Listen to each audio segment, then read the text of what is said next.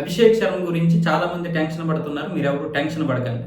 ఈరోజు south ఆఫ్రికాతో జరగబోతున్నటువంటి match ఎలాగైనా జరగనివ్వండి. గెలుపు మందే. అభిషేక్ శర్మ ఎలా ప్రవర్తిస్తాడు, ఎలా పెర్ఫార్మెన్స్ చేస్తాడు, ఏ విధంగా బ్యాటింగ్ చేస్తాడు అన్న మీద మీరు టెన్షన్ పెట్టి చూడకండి.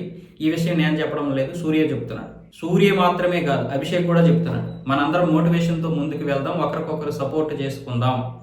అభిషేక్ శర్మను తీసే ప్రసక్తే లేదు. ఇలాంటి సమయంలోనే మేము జట్టుకి మంచి సపోర్ట్ ఇవ్వాలి, ముఖ్యంగా అభిషేక్కి సపోర్ట్ ఇవ్వాలి. మేమందరం కూడా ఆ స్టేజ్ నుంచి దాటి వచ్చామంటున్నాడు సూర్య. అభిషేక్ శర్మ కూడా నిన్న పెప్టాక్ ముందు కూడా చాలా మంచి మోటివేషన్గా మాట్లాడాడు, సరదాగా మాట్లాడాడు. అలాగే పెప్టాక్లో కూడా మంచిగా మాట్లాడాడు. జో బోలో సో నిహాల్ సత్ శ్రీ అకాల్ మంచిగానే మాట్లాడుతున్నాడు. మీరు ఎవరు భయపడకండి, టెన్షన్ పడకండి. జరగాల్సింది ఎలాగైనా జరుగుతుంది. మేమందరం కలిసి ముందుకు వెళ్తాం, టీమిండియాను ముందుకు తీసుకెళ్తాం. మీరు కంగారు పడి మమ్మల్ని కంగారు పెట్టకండి. మీరు కంగారు పడతారు కాబట్టి మళ్ళీ మేము మీ మీద కంగారు పడాల్సి వస్తుంది అన్న విధంగా సూర్య మాట్లాడాడు.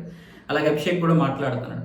ఎక్కడ తగ్గడం లేదు కాబట్టి మీరు టెన్షన్ పడి అందరిని మళ్ళీ టెన్షన్ పడి అభిషేక్ ఎలా కొడతాడో ఏం చేస్తాడని కాకుండా మంచిగా ఎంజాయ్ చేయండి. ఈరోజు అహ్మదాబాద్లో నరేంద్ర మోదీ స్టేడియంలో సౌత్ ఆఫ్రికాకి మనకైతే జరగబోతున్నటువంటి మ్యాచ్ ఖచ్చితంగా గెలిచి తీరుతాము.